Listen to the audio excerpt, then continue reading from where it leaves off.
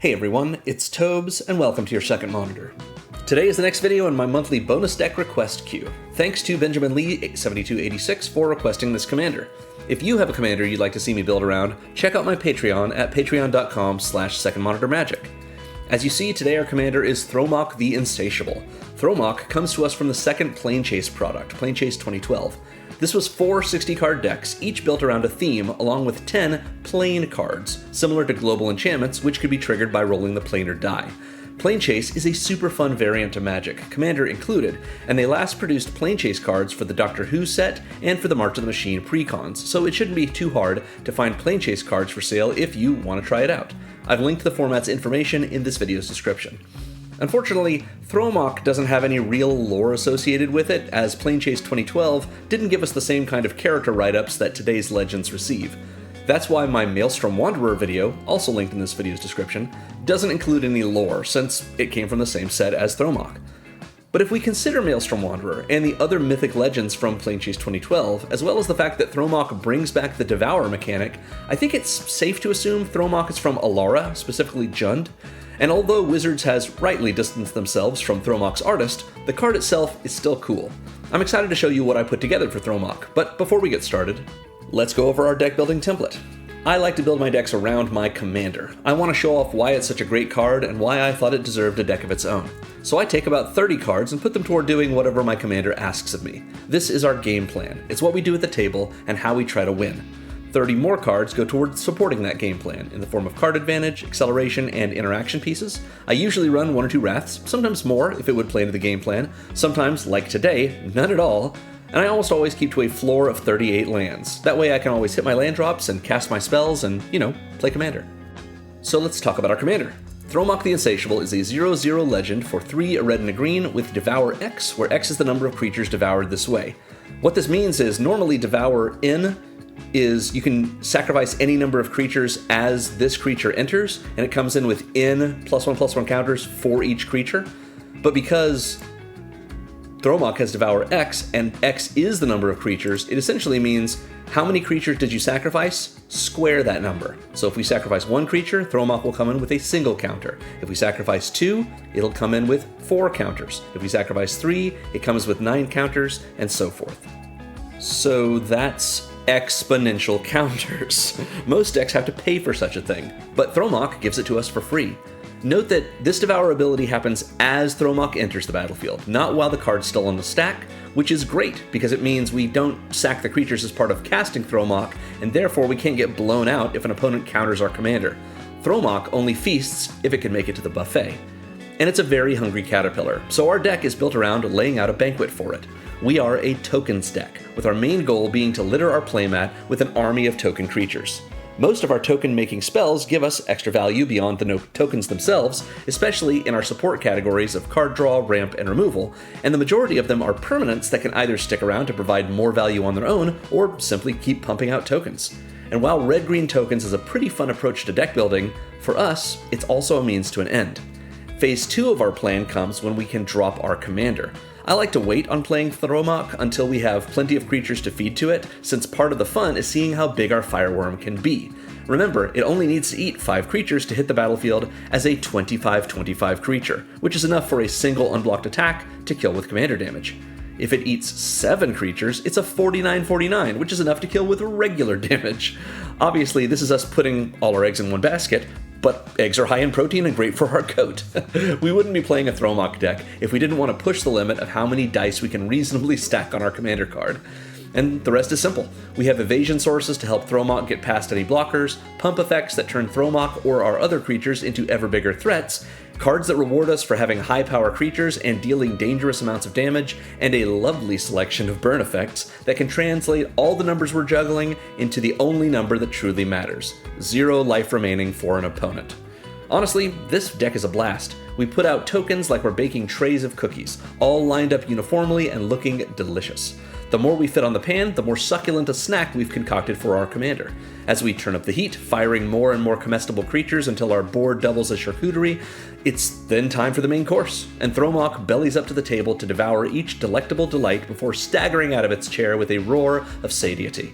Watching it crash into other diners on its way out of the kitchen, clearing their boards like it did ours, is thanks enough for the meal. After all, we know how satisfying it can be to try some truly good eats.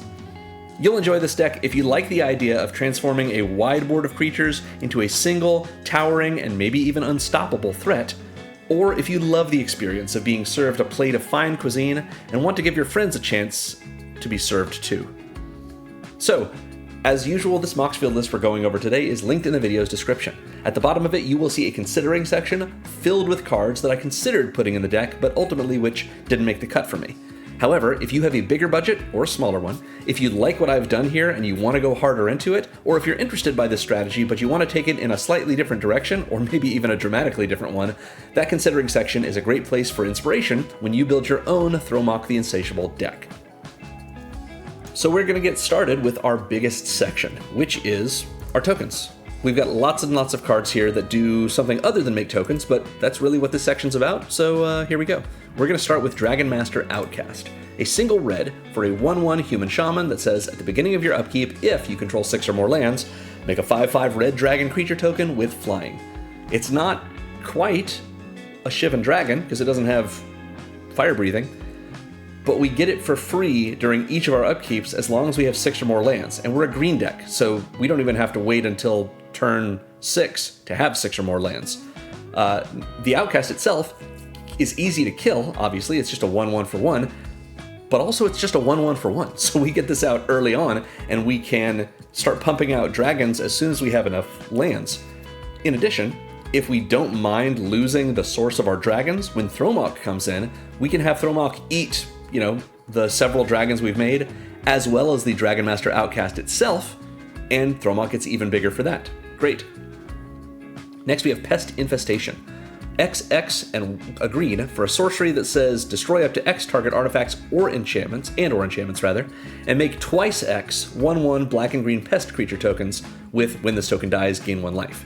So we essentially say we pay a green, and for every additional mana we spend, we know we're getting a pest. However, we have to spend that additional mana in 2s because it requires us to pay double X. And for each of those 2s, we're getting a naturalize. So a green, and then every 2 beyond that is a naturalize that comes with 2 pests. That seems pretty good. Sylvan Offering is next. This is X and a green for a sorcery that says choose an opponent. You and that player each create an XX green treefolk creature token, and choose an opponent, could be the same one. You and that player each create X 1/1 green elf warrior creature tokens. So we get a bunch of elves and a big treefolk, and that's pretty solid. At the very least, if we say X equals 1, we can give a 1/1 to someone and a 1/1 to someone else, or 2 1/1s to a single person, one of them being the treefolk, one of them being an elf warrior, and we're spending 2 mana and getting 2 creatures. That seems pretty solid. We don't really mind other players getting these creatures if we are trying to be friendly with them, and we have a couple of cards in this deck that let us make friends with someone, because you want more people at your table when you're having a fine meal, so that you can really enjoy yourself better, I guess. Sylvan Offering scales with our deck. It plays to whatever turn we're on, and it helps us out more as we go along, so great. Next up is Tempt with Vengeance, a similar kind of effect, it is a Tempting Offer card. This is X and a red for a sorcery with Tempting Offer. We make a number of 1/1 red elemental creature tokens with haste equal to X. And then each of our opponents may also make that many of those same kinds of tokens, and for each opponent who does, we do it again. So if X equals 3, we're spending 3 in a red for a 4 mana spell, and we get 3 1/1s with haste. Each of our opponents can also make 3 1/1s, and for each opponent that does, we get an additional 3 1/1s. So with 3 opponents, it's possible that 4 mana gives us 12 tokens. It just also gives each opponent 3 tokens. That's okay with us, because we then cast Thromok on the next turn, since we spent 4 mana now, and we're spending 5 for Thromok, and we eat all of our 12 tokens if we've still got them around. And now Thromok is a 144/144, so that seems pretty good. Throw in a Garruk's Uprising on the prior turn, we'll also draw a card off that, and if no one has a removal spell, we swing in for ultra-lethal damage the next turn. Nice. Next up is Artifact Mutation. This is sort of similar to Pest Infestation. A red and a green for an instant that destroys an artifact, says that artifact can't be regenerated, in case that was relevant, and we make a number of 1/1 green Saproling creature tokens, where the number of Saproling creature tokens is the mana value of the artifact we destroyed. So this is always 2 mana. We don't have to pay more the way we do with Pest Infestation. And we get a number of Saprolings equal to how big that artifact was. So we kill a Panharmonicon with this, we get 4 Saprolings. We kill a Sol Ring with this, we only get 1 Saproling. That's okay. Saprolings are relevant in this deck for several cards. Several different cards make Saprolings, and a couple of our cards benefit our Saprolings, or benefit from our Saprolings, or help us benefit from our Saprolings. So yeah, this is a nice little sub-theme that I don't have tagged, but it's worth mentioning. Next is Idol of Oblivion. Not actually a token card, but more of a synergistic card with our tokens, because for 2 generic, we have an artifact that says tap and draw a card only if you created a token this turn. So in this deck, a lot of the times, this just says tap and draw a card each turn. However, we can pay 8, tap and sack the idol to make a 10/10 colorless Eldrazi creature token, which is big enough that we maybe even don't want to sacrifice it to Thromok. It might get stuck in Thromok's craw. However, it's a possibility to make a token with this card, and it does reward us for a lot of our tokens, so it fits in the section. Next, we have Saproling Migration from Dominaria 2018, one of my very favorite sets. 1 and a green for a sorcery with kicker 4, so we can cast this as though it were 5 and a green. And it says make 2 green Saproling creature tokens, they're 1/1s, and if it was kicked, make 4 instead. So either it's 2 mana for 2 or 6 mana for 4. Sometimes you're willing to just spend the extra mana to get the extra tokens, but this is just a nice version of, Krenko's command, 2 mana to make 2 tokens, that has some upside possibility later on as well. Next we have Springheart Nantuko. This card is really cool, but go with me. So this is a 1/1 enchantment creature insect monk for 1 and a green with bestow 1 and a green. Bestow means this is an alternate casting cost. If we want, we can cast this as a creature, or we can cast this as an aura. If we do, it's just an enchantment aura. It has enchant creature, and we're casting it, as that aura, so it's an aura spell on the stack if we're bestowing it. So we have to target a creature with this. In any case, it gives the enchanted creature +1/+1, so if we've bestowed it, that's relevant. If not, it's just a 1/1. And then it has an interesting landfall trigger, which reads, whenever a land you control enters, you may pay 1 and a green if this permanent is attached to a creature you control. If you do, create a token that's a copy of that creature. If you didn't create a token this way, create a 1/1 green insect creature token. So what this means is, there's 3 scenarios. Either the Springheart Nantuko is a creature, which means this landfall ability just reads, when a land you control enters, create a 1/1 green insect creature token. If the Nantuko is a creature, all this landfall does is make insects. If it is enchanting a creature, if it's attached to a permanent we control, so if it is bestowed on one of our creatures, then when we have land come in, we have the option to pay 1 and a green. If we don't, we just get this green insect creature token. Or if we can't, which is the same as we don't. But if, when land enters and Springheart Nantuko is enchanting one of our permanents, we can pay 1 and a green, and if we do, rather than making this insect, we make a copy of whatever creature Springheart Nantuko is enchanting. So, like I say, 3 different things could happen with landfall depending on what the Nantuko's doing and depending on what we pay. If it's a creature, we just get an insect. If it's enchanting a creature as an aura and we don't pay, we just get an insect. But if it's enchanting a creature as an aura and we do pay 1 and a green when our lands enter, then instead of making an insect, we make a copy of whatever it's enchanting. And last thing to know about bestow is if the creature that it's enchanting leaves the battlefield, Springheart Nantuko just falls off and is a creature itself. Similarly, if we are targeting a creature with Springheart Nantuko when we're casting it as an aura, and its target becomes illegal because maybe that creature has been removed or someone gave it Shroud or something like that, Springheart Nantuko, as opposed to most auras, will not fail to resolve and go to the graveyard. It will just enter the battlefield as a creature instead. So bestow is a pretty nice ability, and this is a great way for us to pump out creature after creature after creature with our land drops, especially if we're able to make copies of those creatures. For example, if Springheart Nantuko is enchanting our Dragon Master Outcast, then we want to be able to play more lands because it not only gives us the ability to make more Dragon Master Outcasts, but by the time we get to 6 lands, each of our Dragon Master Outcasts, the original and the copies, will all have this trigger and make us more dragons. Great. Next up from Duskmourn is Twitching Doll. This is 1 and a green for an artifact creature spider toy. Gross. That is a 2/2. If we tap it, we can add 1 mana of any color, and then we put a nest counter on it.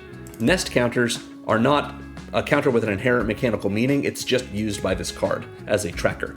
And then if we tap and sack the doll, we can make a number of 2/2 green spider creature tokens with reach equal to the number of counters that were on the doll. We do that only at sorcery speed, but pretty good. So this is a 2 mana 2/2 mana dork for as long as we need it for mana.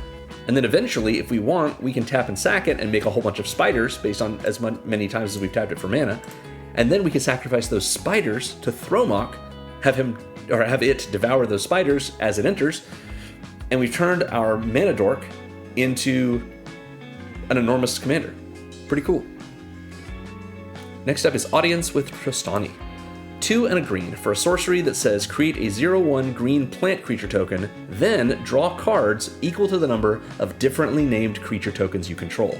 In this deck, this is a lot, but even let's look at the minimum for this. 2 and a green to make a 0/1 creature and draw a card, because at least we're drawing a card for that creature. That's pretty okay. I mean, it's not ideal, but there are plenty of other cards that are, they went that way.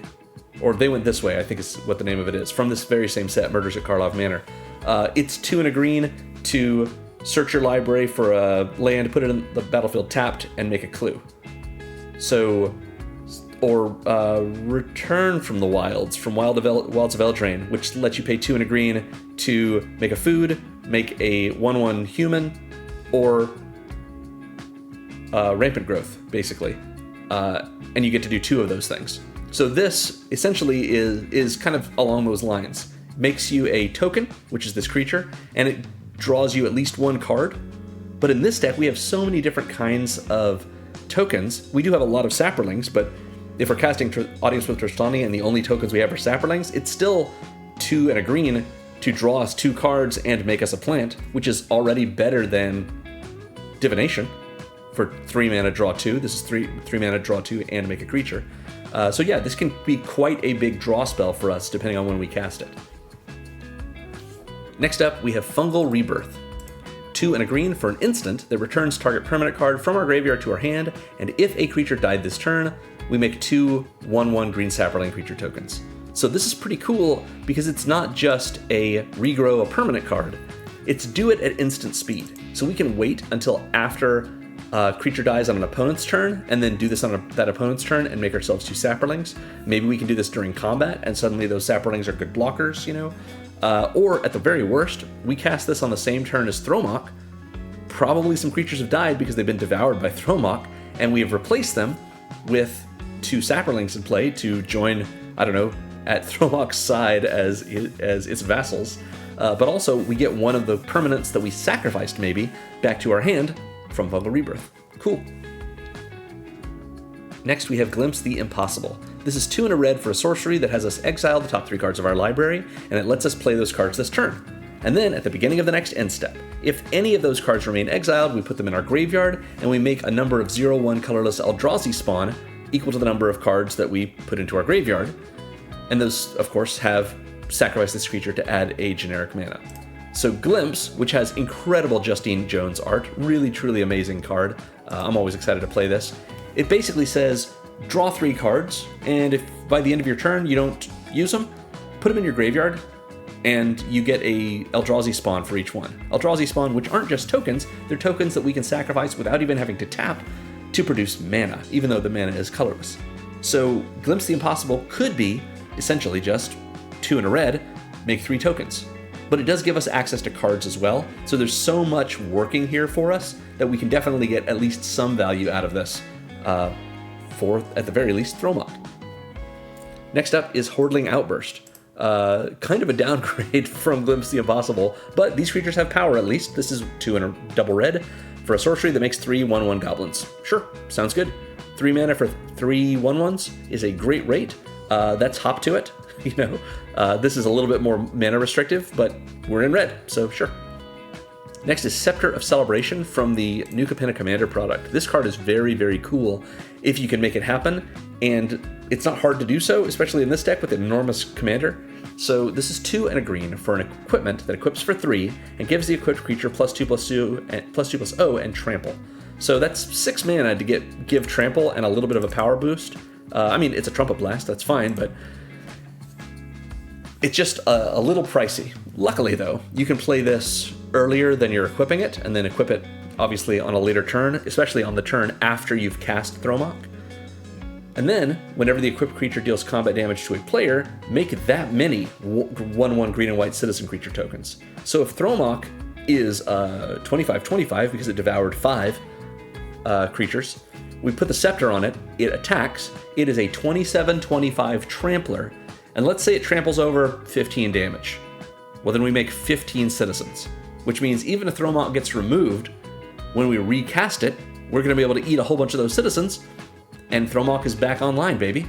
In addition, all those citizens are sitting around just being 1/1 chump blockers for us at the very least, so this kind of protects us as well. So yeah, Scepter of Celebration can be pretty cool. Thanks, Jetmir. Next up is Scoot Swarm. This is one of our more expensive cards for the deck, but it goes in so many decks that if you don't have a Scoot Swarm, probably worth investing in, at least one of them, just to have access to it for decks that might like it. So this is 2 and a green for a 1/1 insect with landfall that says whenever you have a land come in, make a 1/1 green insect creature token. So it's the same thing as our Springheart Nantuko if the Nantuko is not enchanting anything. Unless we control 6 or more lands, in which case, instead, we make a token copy of Scoot Swarm.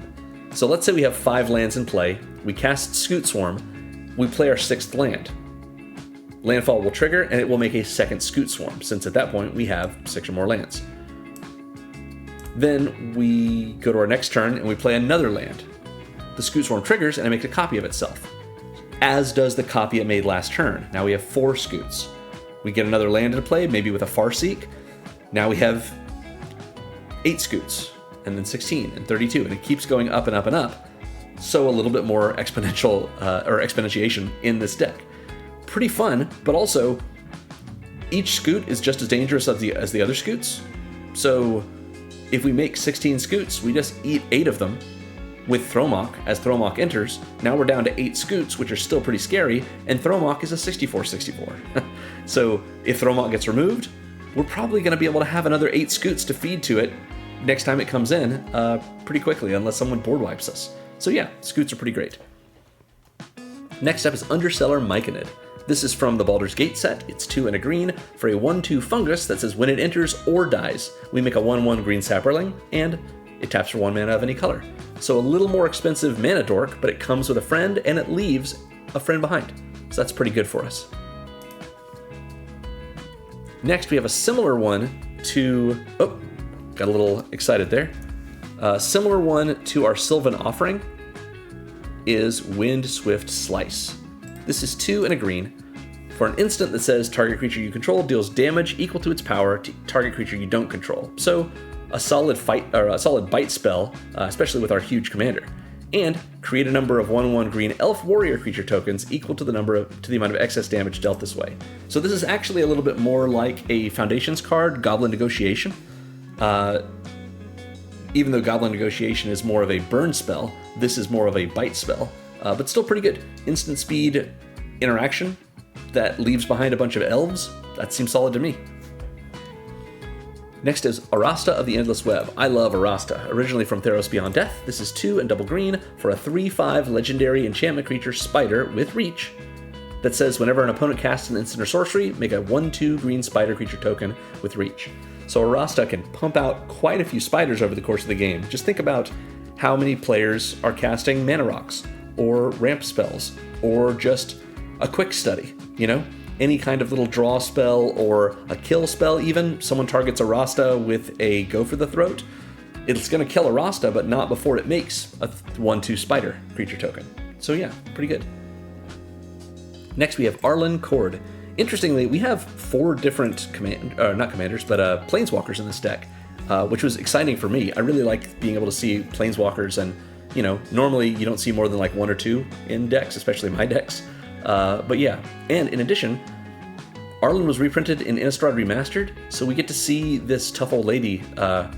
She's not an old lady, but she's like mature. She's not just like a young person like we see with so many characters in Magic. Just really like to see, that kind of diversity of ages. And we get to see her very clearly with this new reprint. Anyway, Arlen is 2, a red, and a green for a 3 loyalty Arlen Planeswalker with a +1 ability until end of turn. Up to 1 target creature gets +2/+2 and gains Vigilance and Haste. So that's solid. Vigilance is good for our giant commander. Haste is even better. And then the +2/+2 is nice as well. Or we can pay 0 and make a 2/2 green wolf creature token and transform Arlen into Arlen Embraced by the Moon, which is the same amount of loyalty, but has new abilities. Creatures you control get +1/+1 and gain trample until end of turn for +1. That's all of our creatures, including our commander, so trample's pretty good with that. -1, Arlen deals 3 damage to any target, and we transform Arlen. She turns back. Or if we are able to get her up to 6 loyalty, -6 is we get an emblem with creatures you control have haste, and tap. This creature deals damage equal to its power to any target. This kills players. In our deck, if we're able to get this emblem, and then we just cast Thromok. Thromok comes in, devours enough creatures that a single hit from it kills a player. Thromok has haste because of this emblem, so we tap it immediately and put this ability on the stack and just zot the most dangerous player at the table. If someone wants to interact with Thromok at that point, they're welcome to. The ability is still on the stack and it'll use last known information, so it's going to kill that player unless they somehow have a way to Teferi's protection themselves or gain a bunch of life in response, so they're out of kill range, whatever it may be. This can really, really be cool. But if not, being able to just get a free lightning bolt that turns Arlen back into a lady, getting to make everything trample and have a little bit of a bonus, or even just on the front, getting to make a wolf or give +2/+2 vigilance and haste, that's all pretty solid too.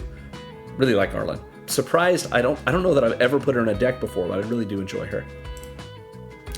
Next is Brightcap Badger. This is a great card from the Bloomburrow Commander decks. This is an adventure creature, which means it has a little spell built onto it. So the way adventures work is you can either cast the Badger, or you can send it on an adventure by casting this instant, and when you do, it will go to exile, and you have permission to cast the Badger from exile, even that same turn, whenever timing rules would permit you to. But you cannot cast the adventure while the Badger's in play. You've either got to send it on an adventure first and then have it come back from the adventure, or you just have it arrive. That's how it works. But what does it do? The Brightcap Badger is 3 and a green for a 3/4 Badger Druid that lets each of our fungus and saproling creatures tap to add a green mana. We have 2 fungus, which we've seen at least a little of already. Particularly, we've seen the Myconid. It already taps for mana of any color, but that's nice. Taps for that. But I mentioned Saprolings. We've got a bunch of things that make Saprolings. And now having those Saprolings be 1/1 tokens that tap for green, so they're basically Llanowar elves, is pretty great. In addition, the Brightcap Badger says at the beginning of your end step, make a 1/1 green Saproling creature token. So we get the equivalent of Llanowar elves consistently every turn. That's great. And if we didn't want to cast the Badger first, we could send it on this adventure. Fungus Frolic is an instant speed adventure for 2 and a green that makes 2 1/1 green Saproling creature tokens. So we could not flash this in, but at instant speed on an opponent's turn, cast this, block with one of them, like chump block with it, keep that Saproling. On our next turn, we play the Badger. The Badger, we have to wait to get a replacement for the Saproling we lost till our end step, but that one that we got to keep can tap for green right away, so it's like it's giving us a rebate. Very cool. Next is Fungal Sprouting. Love this card. This is 3 and a green for a sorcery that has us make a number of 1/1 green Saproling creature tokens equal to the greatest power among creatures you control. So, if our commander is a 25/25 because it ate 5 creatures, we now have 25 Saprolings as well. Unless, of course, we have another creature that's got greater power. We're probably not going to. But if we made, 10 creatures, and we had our commander eat all of them when it came in, we then cast Fungal Sprouting, and we make 100 Saprolings. We can attack with impunity. It doesn't matter if our opponents have 50 blockers, we're still getting 50 untapped or 50 unblocked creatures in for damage. So unless our opponent has something to protect themselves or a whole bunch of lifelink, we're probably winning with just that.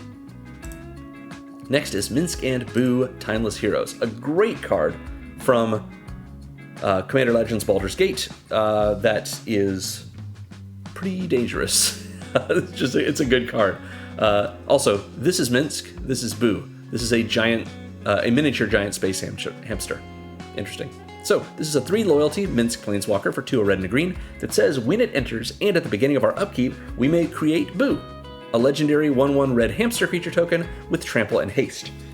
For +1, we can put 3 +1/+1 counters on up to 1 target creature with trample or haste. So the creature itself already has to have trample or haste, which means there are ways for us to do this for our commander, because we have cards that grant trample or grant haste to some of our creatures, like Garruk's Uprising gives all of our creatures trample.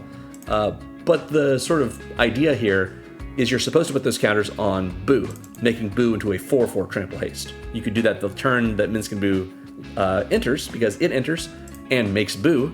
Then we +1 it to make Boo into a 4/4 trample haste creature. That's pretty good. We can also -2 and sack a creature, and when we do, Minsk and Boo deals an amount of damage to any target equal to that creature's power, and if the creature we sacrificed was a hamster, we draw cards equal to that power. So that's pretty solid. Also, Minsk and Boo can be your commander. That is not relevant in this deck, but nice to know, I guess. So this is a great way for us to say, all right, we're going to turn Boo into just a Flame Slash, just 4 damage to whatever we want, and we're going to get to draw 4 cards in the process. That does require us to have had Boo come in and +1 to make Boo into a 4/4, but that's all right. Next turn, we hit something for 4 damage, draw 4 cards, pretty solid. However, the creature we sacrifice doesn't have to be Boo. It just, if it is, we can draw a card, or draw that many cards. But what if we have a commander that is like a 25/25? What if we sacrifice our commander, and then Minsk and Boo does 25 damage to any target? That's going to kill basically anything and almost anyone. Like I mentioned in the heart of the deck, if we have devoured 7 creatures, our commander is a 49/49, which, unless an opponent has protection or a bunch of life gain, sacrificing our commander to Minsk and Boo at that point means we're doing 49 direct damage to a player, and just as a fling. That just kills them. We don't have a whole lot of flings in this deck, but Minsk and Boo is a repeatable one, and it's great to be able to do. Just be able to say, yes, I'm going to have to recast my commander, but when I do, it's going to be into a game with 1 fewer opponent. Pretty good. Next is Rampart Architect. I was a little back and forth about whether I should include this one, because I really wanted to, but I'm like, does it do enough for us? And I do think that it does. So Rampart Architect is 3 and a green for a 3/4 Elephant Advisor from the Tarkir Dragonstorm commanders that says whenever it enters or attacks, so this is a Titan trigger, on enter and attack, we make a 1/3 white wall creature token with Defender. So we get Defenders. Every time this comes in, every time it attacks, we're getting tokens that of course we can sacrifice to our commander, but they're also solid blockers. Like a 1/3 Defender is nothing to sneeze at. In addition, whenever a creature we control with Defender dies, we can search our library for a basic land, put it on the battlefield tapped, and shuffle, which is Rampant Growth. Free Rampant Growth every time one of these walls dies is awesome. But there's also at least one other card in this deck, I think only one, that gives us additional Defenders, and so this will trigger on those as well. We'll see those soon, but a 3/4 attacker is not bad, especially if it leaves behind a 1/3 blocker in its wake. I really like the Rampart Architect. Next is Saproling Symbiosis. 3 and a green for a sorcery that says you may cast the spell as though it had flash if you paid 2 generic more to cast it. Something we might do, maybe not, but yeah. And then we make a number of green Saproling, or 1/1 green Saproling creature tokens equal to the number of creatures we control. Great. Make a whole bunch of them. Rewards us for going wide before we go tall because it makes us go double wide. Pretty cool. Next we have a card that's a little bit of a pet card of mine, but it really is cool in a deck with a Power Matters theme. The Earth King from the Avatar The Last Airbender set. This is a 2/2 legendary human noble ally for 3 and a green that when it enters comes with a 4/4 green bear creature token. It's Bosco. Love Bosco. Notably that bear is not legendary. And whenever 1 or more creatures you control with power 4 or greater attack, search your library for up to that many basic land cards, put them on the battlefield tapped, and shuffle. So essentially, while the Earth King's in play, each of our ferocious creatures power 4 or greater, whenever we attack with any of them, we get to Rampant Growth for each of the ones we attacked with.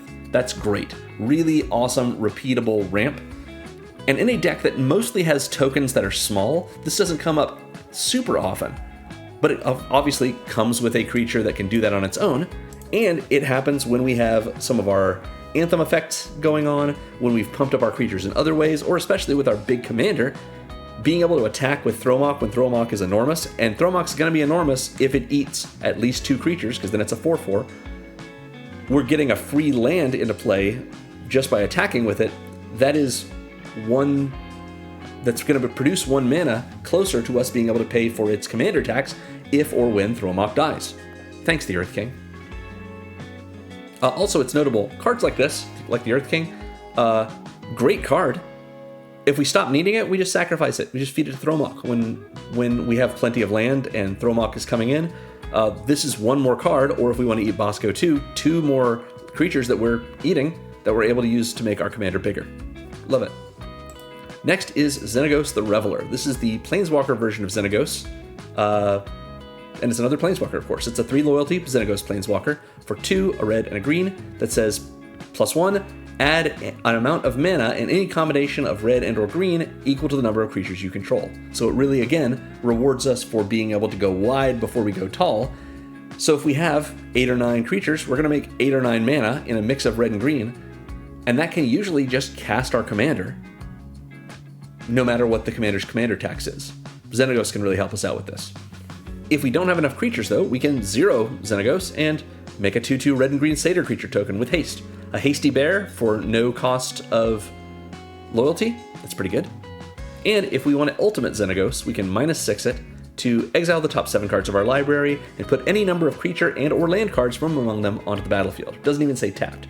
So this is not a terrible ultimate, especially since we've got 20 creatures, some more other permanents. Xenagos lets us put creatures and lands. So we've got 19 creatures that we could put in, since, of course, one of those is our commander. And we've got plenty of lands in this deck. But typically, we're not trying to do this. We're either adding mana and making Xenagos stronger, or we're pumping out satyrs. If we wanted to do this because we're just desperate for card advantage or a little ramp, technically, then that's fine. But usually Xenagos is here to provide us with mana or make some satyrs that we're able to feed to our commander when Thromok comes in. Next we have Mycoloth. This is a really cool one that also has Devour. This has Devour 2, meaning as it enters, we can sacrifice whatever creatures we want, and it gets 2 1/1 counters for each creature we sacrificed. Otherwise, it's a 4/4 fungus for 3 and double green, so a fungus. Brightcat Badger makes it tap for green. That says at the beginning of your upkeep, make a 1/1 green Saproling creature token for each counter on this creature, each +1/+1 counter. So if we eat 2 creatures as this enters, it's going to come in as an 8/8, a 4/4 with 4 counters, since it'll get 2 counters for each of the creatures that we ate, so a total of 4 counters. Then, start of our next upkeep, we replace those 2 creatures with 4 Saprolings, because it's got 4 counters on it. So over time, it turns our initial investment of creatures that it has devoured into more and more and more creatures. Great. Next is Nesting Dragon. This is the card that provides more defenders for us. This is a 5/4 flying dragon for 3 and double red with a landfall trigger. Whenever a land we control enters, we create a 0/2 red dragon egg creature token with defender. And when this token dies, make a 2/2 red dragon creature token with flying and pay a red. This token gets +1/+0 until end of turn. So 2/2 flyers with fire breathing is great. Being able to say, every time we have a land come in, we're going to make a token creature that we can then eat with our commander, and when those get eaten, they have died, and we're going to get to replace them with 2/2 flyers that fire breathe. This is awesome. Plus, if we have our Rampart Architect, then when those creatures die, those eggs had defender, so we're going to get to rampant growth for each of them as well. Yeah, Nesting Dragon is just really sweet, and one more card in our deck that has landfall, make a creature, so it's easy for us to fill up our board with it in order to feed those creatures to Thromok. And if we really needed to, we could also feed the little dragon flyers to Thromok. There you go. Next is Rib Truss Roaster. This is similar to our Mycoloth, 4 and a green for a 3/3 Troll Druid with Devour 1, so it only gets 1 counter for each creature that it devours as it enters. And at the beginning of our end step, we make a number of 1/1 black and green pest creature tokens equal to the number of counters on it, and of course they have, when this token dies, we gain a life.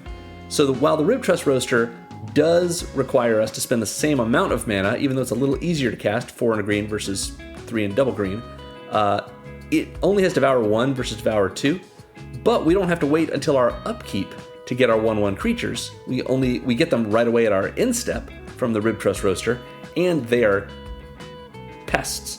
So even though we have some Sapperling synergies with the Mycoloth, which is nice, the Roaster gives us pests, and pests are great too because they can gain us life. Nice. Next we have the Tendershoot Dryad, using the new art from Secrets of Strixhaven Commander. This is 4 and a green for a 2/2 Dryad with Ascend.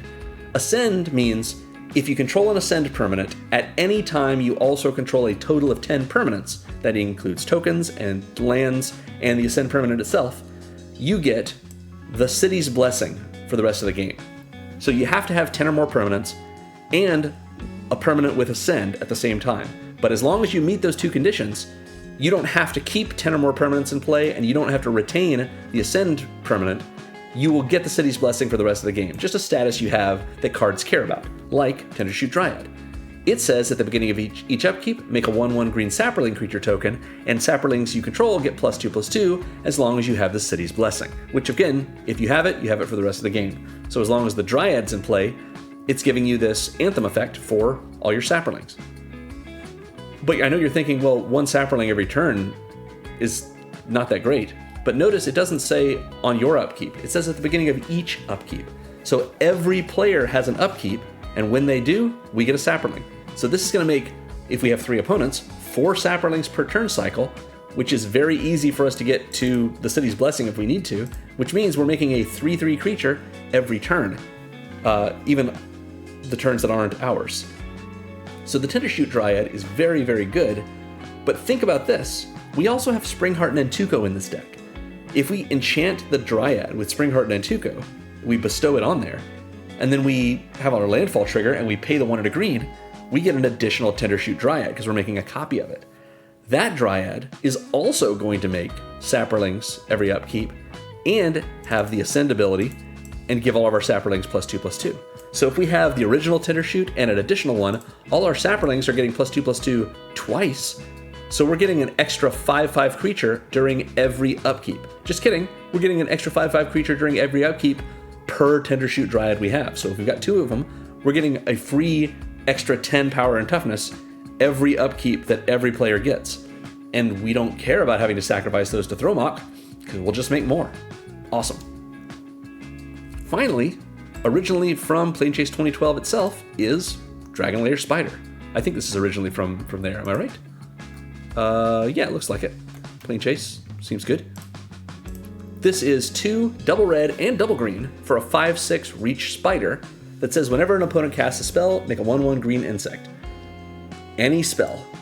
It can be on our turn, it can be on their turn. Whenever an opponent casts any spell, we get a 1/1 insect. That seems like a great way to fill up our board with delicious insects, I guess, gross, for our commander to eat. Love it. So that is our token section. I do want to look at that burn section I mentioned, just because it is a really nice way for us to do some good with our commander without having to like untap with our commander and attack with them. So we've got a couple of different options here. We've seen a couple of them already, but we'll talk about Ketis Emberclaw Familiar first. Love this little lizard. Really, really cute. 1 and a red for a 1/1 legendary elemental lizard with partner. Not relevant in this deck, but it's nice to know. That it says, whenever a commander you control deals combat damage to an opponent, it deals that much damage to each other opponent. That's why I mentioned in the heart of the deck that if our commander devours 7 creatures as it enters, it's a 49/49, which is enough to kill with regular damage, assuming no protection or life gain or whatever. Which, why would you care that it can deal with it can kill with regular damage if it's our commander? It's going to be doing combat damage, right? Well, if we have a way to make Thromok unblockable, or an opponent has all their creatures destroyed or tapped down and just can't block us, and we have Ketis in play, we attack with Thromok, we hit an opponent for 49 damage, that opponent's going to die from commander damage.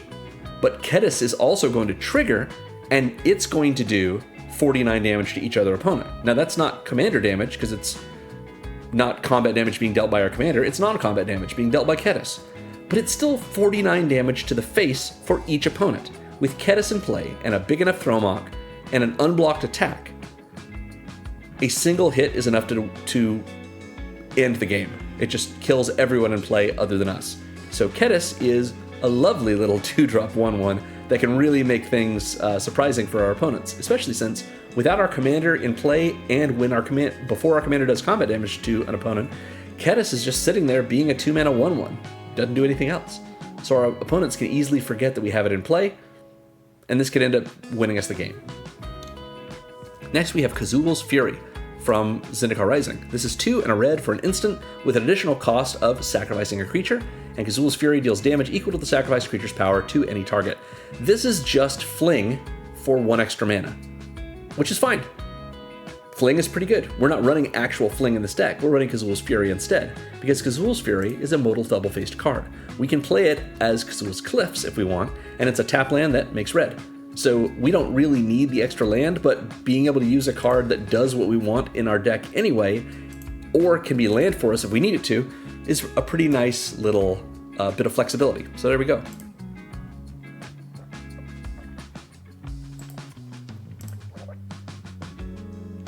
Oh, sorry. Next up is Mage Slayer. This is 1, a red and a green for an equipment that equips for 3, and says whenever a equipped creature attacks, it deals damage equal to its power to the player or planeswalker it's attacking.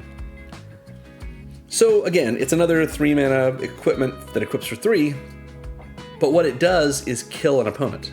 Because it doesn't matter what their blockers are, if our commander is big enough to do direct damage to the player it's attacking and kill them. Obviously, this is not commander damage. This is because it's not combat damage, it's non-combat damage that comes from the Mage Slayer trigger. But if our commander is big enough to have killed our opponent if they weren't blocked, it does kill our opponent. So that's great.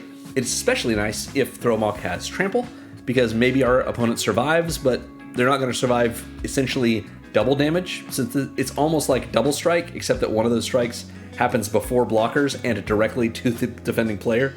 Obviously, this can also kill planeswalkers, but what's especially nice is this kind of makes our commander unblockable if its damage would be lethal to our opponent. Because we attack with our commander wearing the Mage Slayer. Mage Slayer triggers, does that damage to our opponent, and it doesn't matter what our opponent's blockers would have been, those blockers leave the game with the opponent. So yeah. Pretty nice to be able to have this way to just straight up kill someone. Next is Pain for All from Edge of Eternities. I love this card. 2 and a red for an aura that enchants a creature we control, and when it enters, it makes that creature deal damage equal to its power to any other target. That can be a player, or a planeswalker, or I guess a battle, but definitely also a creature. But what we want is to use this as 3 mana, have our commander do damage equal to its power to an opponent, and hopefully kill them. This is the same amount of mana as Kazul's Fury. It's not an instant speed, but it doesn't require us to sack our commander in the process. And then, whenever enchanted creature is dealt damage, it deals that much damage to each opponent. So this is saying, hey, I'm going to go ahead and probably kill one of my opponents when I have this aura enter, and if I don't, I'm going to attack with my commander. You can block it if you want, but everyone at the table, including you, the person who's blocking, is going to take damage equal to the damage that's dealt to Thromok. So that means unless everyone is, unless you're being blocked by, I don't know, a 1/1 ankle biter, like a Death Toucher, we're not that worried about attacking in and getting dealt damage, because that damage is just going to get reverberated to everyone else. We get to sort of stuffy doll our way into it with an enormous stuffy doll. And if an opponent has a death-touching blocker that we're worried about, that's fine. Just attack a different opponent. Because the opponent with the death-touching blocker is also going to get dealt damage based on the damage that's dealt to Thromok. So yeah, very cool. Or if we really wanted to, we just don't worry about that Death Toucher, because we can kill it when Pain for All enters rather than one of our opponents, though usually the opponent is the better choice. Next is Soul's Fire. 2 and a red for an instant, target creature you control deals damage equal to its power to any target. Great, it's the same thing that Pain for All does when it enters, except at instant speed. Or if you want to think of it that way, it's the same as Kazul's Fury, but without having to sacrifice the creature. Interesting. It also has the creature doing the damage rather than Kazul's Fury doing it. So yeah, neat. We've seen Arlen. Arlen lets us, on the backside, get an emblem that lets us tap our hasty creatures to do damage equal to their power to any target, which is to say a repeatable Soul's Fire. We've also seen Minsc and Boo, which lets us fling for a -2 one of our creatures. Next we have Gravitic Punch. This is from Guilds of Ravnica rather. It's 3 and a red for a sorcery that has target creature deal damage equal to its power to target player. So this is worse than Soul's Fire, in the sense that it's sorcery speed, it costs 1 more mana, and it can only hit players rather than any target. But that's okay, because in this deck, we want that damage to go to the face. We want to be able to just take someone out of the game with our commander by having our commander enter, and then we Gravitic Punch them with it. This also has Jumpstart. Jumpstart is basically Flashback with an additional cost of discarding a card. You can cast this from our graveyard by discarding a card in addition to paying its other costs, which is its mana cost, and then we exile Gravitic Punch. So we get 2 bites at the apple with this. It does cost us another card, but what do we care? Probably, each time we cast Gravitic Punch, we're getting someone out of the game. You know, and I know it seems like I'm overestimating with this, because maybe Thromok is only a 25/25, and so things like Gravitic Punch or Arlen Cord or Soul's Fire or Pain for All aren't doing commander damage, so they're not killing someone. But 25 damage to the face for a single spell, it's pretty good on its own. And then we just attack with our commander. Done. Next we have Brash Taunter. Ugh, so much fun. 4 and a red for a 1/1 goblin, but it's indestructible. And it says whenever this creature is dealt damage, it deals that much damage to target opponent. And then for 2 and a red, we can tap the Taunter and have it fight another target creature. It does not say another target creature an opponent controls. So the Brash Taunter is here to be a 1/1 indestructible blocker if we need it to be. When it blocks, it's going to take damage. It's going to do that damage to an opponent. And then on either our turn or more likely on our opponent to the right's turn, we spend 3 mana, have it fight our commander, and then have it do all the damage that it took from our commander to one of our opponents, which may just kill an opponent. Then we go to our turn, untap, and do it again. Brash Taunter is a repeatable Soul's Fire, in a sense, or rather more of a repeatable Gravitic Punch for the same cost as Soul's Fire. Or if you want to think of it this way, it's a repeatable Gravitic Punch, but one of the mana we're spending, we're having to spend by tapping the Taunter. So yeah, very cool. Finally, we've got Warstorm Surge, which helps with everything in our deck. 5 and a red for an enchantment that says whenever a creature you control enters, it deals damage equal to its power to any target. This is Impact Tremors that can hit any target and doesn't just do 1 damage, it's whenever the creature comes in, it does damage equal to that creature's power. So this can, again, kill someone with Thromok just entering, but it also triggers whenever any of our other creatures enter, and we're making a lot of tokens in this deck. If we say, we've got 10 creatures and we cast a spell that makes a number of Saprolings equal to the number of creatures we control, we suddenly have 10 creatures entering, and so 10 triggers on Warstorm Surge, so 10 points of damage we can spread out to anywhere we want on the battlefield, which sounds good to me. I mean, that can kill a player, that can take out all the possible blockers on a player's board, whatever we need. Love it. And that covers our burn section. And oh, hey, did you just like the video? Nice, thanks so much. I appreciate that. Cool. I'm just kidding, you don't have to like the video if you don't want to. I appreciate you being here either way. Thank you for joining me. So, there's more where that came from. Before we move on, I want to take a look at our sections of support for our deck. We're going to start with our card advantage section, which as usual, I've tagged as draw. It doesn't mean all these cards do the draw a card action. For example, Bushwhack. This is a single green for a sorcery that has us search our library for a basic land card, reveal it, put it in our hand, and then shuffle. Or target creature we control fights target creature we don't control. So we fight a bush, or we whack something. This is Lay of the Land. This is Prey Upon. We've got the flexibility of choosing whichever one we need. If this is in our opening hand, and we've got a green source at least, this might as well be another basic land, since we can just use it to Lay of Land and draw ourselves a land. Or this can just kill probably any creature in play once Thromok hits. Great. Next we have Footfall Crater from Ikoria. A single red for an aura that enchants a land and gives that enchanted land the ability to tap and give target creature trample and haste until end of turn, or we could cycle this for 1 generic. Cycling is the reason this is in the section of draw, because we can pay 1 and discard this to draw a card, so it's almost like it is a spell that casts for 1 and draws as a card. So a little bit of a cantrip. Usually in this deck, however, we're using Footfall Crater for this effect. What we want is to be able to say, for the essentially the cost of paying a mana, because we're tapping a land but not getting mana out of it, we can give Thromok trample and haste until end of turn. But it doesn't say creature you control. So we can also do this if an opponent has a big creature getting blocked by another opponent's creature. We can say, okay, hey, before combat damage is dealt, activate my Footfall Crater Enchanted Land. Your attacking creature has trample. And now both players are surprised by that. The attacking player is doing damage to the defending player that the defending player didn't expect.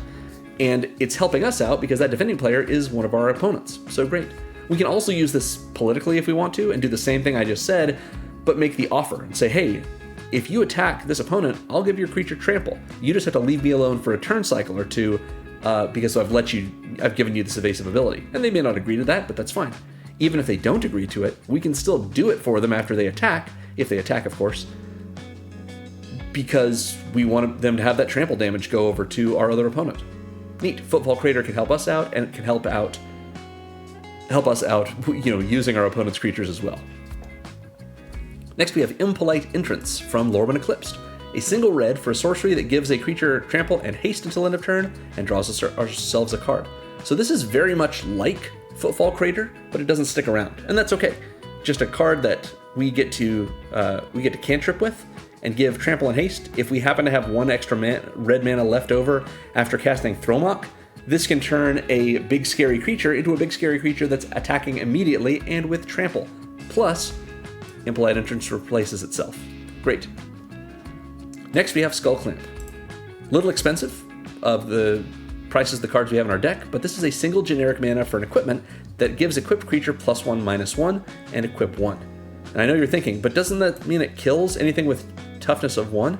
Yes, it does, because whenever an equipped creature dies, we draw 2 cards. So that's what we want it to do. If you haven't seen Skull Clamp before, this card is an incredible card advantage engine, and especially in a deck that is full of token generators that makes a bunch of 1/1 Saprolings or 1/1 Goblins, whatever else we may be making. Skull Clamp lets us turn those tokens into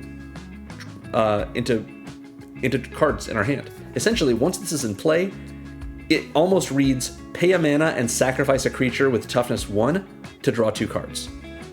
Very, very cool. In addition, we know that Thromok is going to get targeted, and we know Thromok might get sacrificed and, flung at someone, which means putting Skull Clamp on Thromok is pretty solid for us. Giving Thromok +1/+0, then we attack with Thromok, and if Thromok happens to die, well, we draw 2 cards to replace Thromok and maybe get us some land to be able to pay the commander tax, whatever we need. But it's also nice to be able to put Skull Clamp on a creature, even if it's a token, that it's not going to kill. Like if we have a 2/2 creature of some sort, we can put Skull Clamp on it, make it into a 3/1, then play Thromok, sacrifice that creature as part of Devour. We're going to draw 2 cards since that creature died, and if we have that extra mana, we can put the Skull Clamp on Thromok as well, or just a different creature. Skull Clamp gives us so many cards over the course of the game. In this kind of deck, of course we want to run it. That's why our card draw section, it's only got 12 cards in it, but we have a bunch of repeatable ways of drawing cards, like Skull Clamp, or like Herd Heirloom. This is 1 and a green for an artifact that we can tap for 1 mana of any color, but only to cast a creature spell. So we don't have that many creature spells in this deck compared to some of our other kinds of spells. For example, 20 creatures, but we've got 22 instants and sorceries, for example, 20 artifacts and enchantments, that sort of deal. So those creatures are great, though, because our commander's a creature, obviously. So Herd Heirloom isn't just a 2-mana rock for anything we need, but it is for 20% of our deck, and that's pretty good. And we can tap it, and until end of turn, target creature we control that has power 4 or greater gains trample, and whenever it does combat damage to a player, we draw a card. So this is a great way for us to, if we have this untapped when Thromok comes in, or when Thromok is attacking, Thromok is almost certainly going to be power 4 or greater, so we can give it trample and curiosity, letting it draw us a card when it does combat damage to a player, which if it has trample, it probably is going to. Sweet. Next is Idol of Oblivion. We've already seen it. Lets us draw a card by tapping it if we made a token this turn. Audience with Trostani draws us a card for each differently named creature token we control. Garruk's Uprising is 2 and a green for an enchantment that does 3 things. It gives all of our creatures trample. That's just an all-the-time thing. Great.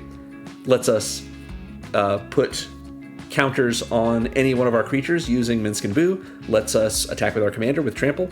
Love it. And it says, whenever it enters, if we control a creature power 4 or greater, we draw a card. That's solid. It replaces itself if we have a big creature. But what if that big creature comes in after Garruk's Uprising? Well, whenever a creature we control with power 4 or greater enters, we draw a card as well. So this is a great card advantage engine in this deck for us. Even though so many of our creatures are tokens, we also have plenty of creatures that aren't, several of which have power 4 or greater, or can get there for us. And at the very least, this lets us get another card in hand with Thromok entering, as long as we ate more than one creature with Thromok. Plus, trample for everything. Next, we've seen Glimpse the Impossible. Glimpse gives us a card draw in the sense that it exiles the top 3 and lets us play them this turn if we want, so a little bit of impulse draw. Minsk and Boo draws us cards if, when we fling a creature with it, the creature was a hamster. Solemn Simulacrum is 4 generic mana for an artifact creature golem that is a 2/2, that when it enters, we may Rampant Growth, search for basic, put it on the battlefield tapped and shuffle, and when it dies, we may draw a card. So this sad robot is terrific. It's 4 mana for a Rampant Growth that comes with a 2/2. And then that 2/2 is something we can sacrifice to our commander, and when we do, it'll die, and so we'll draw a card. Solemn Simulacrum is great in most decks, but love to see it in this one.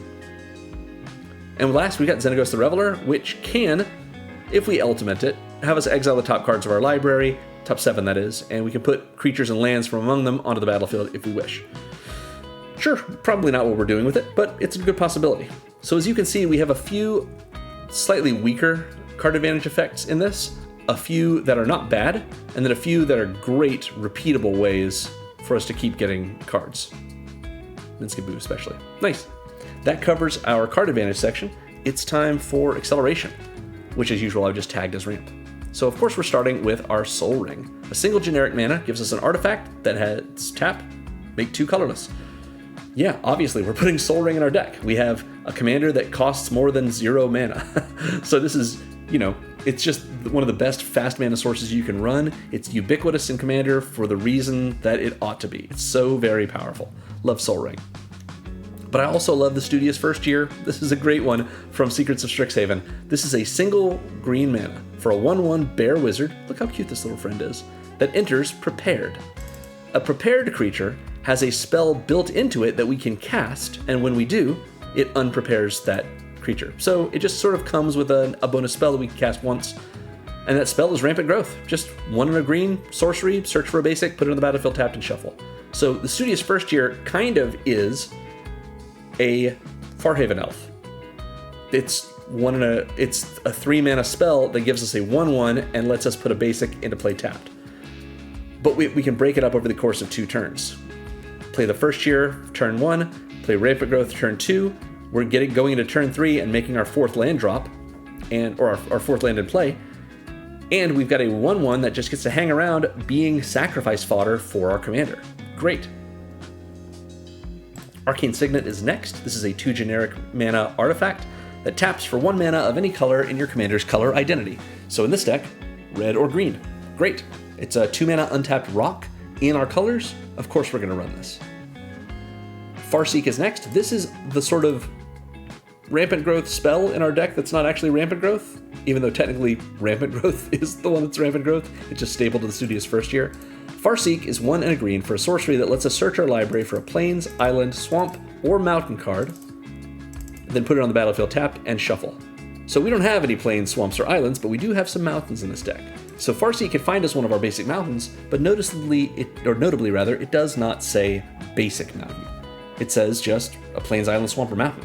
So since we have a couple of lands in our land base that are dual typed, that they are forests and mountains, Farseek is going to find us one of those, probably our bicycle land if we can, put it into play tapped, and then when we untap, it can make either of our colors. Awesome. Next up is Gruul Signet. This is 2 generic mana for an artifact that if we pay 1 into it and tap it, it makes us a red and a green. So we're tapping 2 mana sources, whatever we're paying into this, and the Signet itself, and getting 2 mana, so it fixes our mana. That's great for us. A 2 mana untapped rock that as long as we have any other mana, taps for whichever color we need in that moment, plus 1 more. Great. Herd Heirloom, we've already seen. It can tap for mana of any color that we can only spend on creature spells. Talisman of Impulse is another 2 mana rock that taps for colorless, or we can tap it for red or green if we're willing to let it do a damage to us. And what I like to say is, We always are. Because imagine why you would tap this for colorless or for colored mana. If you don't need colored mana, you just tap it for colorless. But if you do need colored mana, what does it mean to need it? It means that it's the difference between casting a spell or not. So would you pay an extra life to cast one more spell every turn? Because that's what this says, essentially.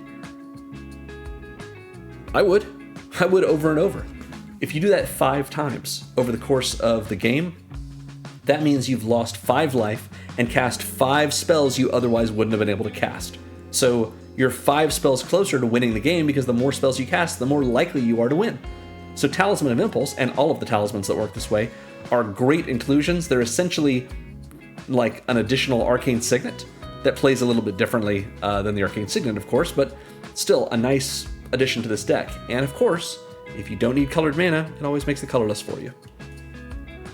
We've seen the Twitching Doll. It's a mana dork, even though also a mana rock because it's an artifact creature. We can tap it for 1 mana of any color, and it gets nest counters, and later we can crack it for a bunch of spiders.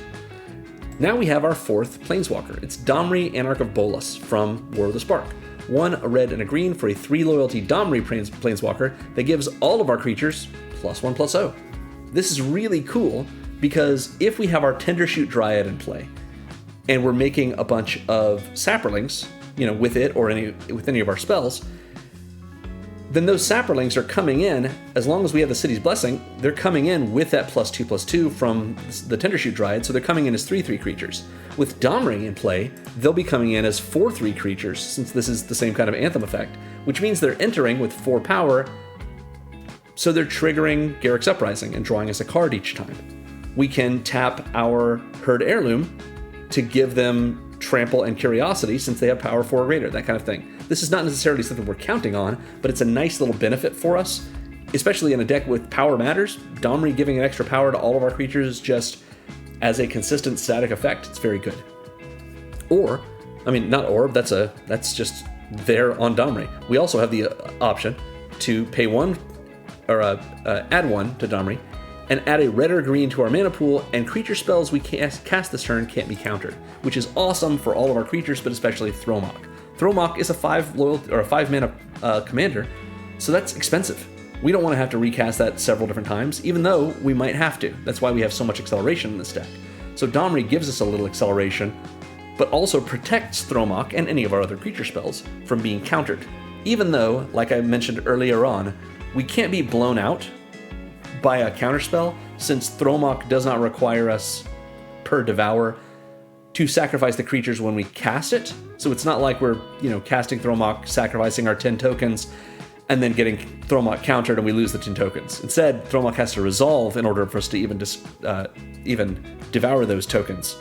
But knowing that Thromok's not going to get countered is a pretty nice little bonus for us as well. So yeah, Domri is helping us out. And for -2, target creature you control fights target creature you don't control. When you have the biggest creature on the battlefield, this essentially just says kill something. Maybe that something is a Death Toucher. That's probably not what we want. Maybe that something has a protection ability or indestructible. We can't kill those things either. But most everything else, Domri's like, oh, you want to -2 me? Go ahead, kill anything. Thromok is too big for you not to. We've seen Glimpse the Impossible. When we don't cast the spells that it exiles, we get Eldrazi Spawn, which we can crack for colorless mana. Understellar Myconid taps for mana of any color. Brightcap Badger makes all of our fungi and saprolings tap for green. Rampart Architect lets us Rampant Growth when any defender we control dies, which includes the walls it makes when it enters or attacks, or those little dragon eggs that we saw as well. Solemn Simulacrum enters and Rampant Growths us. The Earth King Rampant Growths us for each creature power 4 or greater that attacks when those things attack. And Xenagos can be +1 to add an amount of mana equal to the number of creatures we control in any combination of red and green. Great. So lots of great acceleration in this deck. We do also have one card that gives us a discount. It's Goblin and Archomancer, a great card from Modern Horizons 2, a red and a green for a 2/2 Goblin Shaman that gives each spell that we cast that's red or green a discount of 1 generic mana. So while that is not every card in our deck, for example, Lightning Bolt, which you'll see in a moment, only costs a single red, so it gets no discount, because we're only discounting the generic mana costs. This does discount our commander. That's pretty good. And there's a total, I believe, of 45 cards in this deck that this gives us a discount for. And I typically don't like to run discount effects, especially if they're just a single generic mana, unless they can affect 40 or more cards in our deck, simply because the math works out to be that if you were to do that, it's usually better to just run a mana rock than a discount effect. But Goblin and Archomancer hitting red and green is pretty sweet. So yeah, that's this Goblin Friend. And again, as usual, if we don't need its effect anymore, or we don't think we do, just sacrifice it when we let our commander devour it. Yeah, so that is our discount section. Let's go now to our interaction section, which as usual I've just tagged as removal. So we've seen Bushwhack. It can have one of our creatures fight a creature we don't control.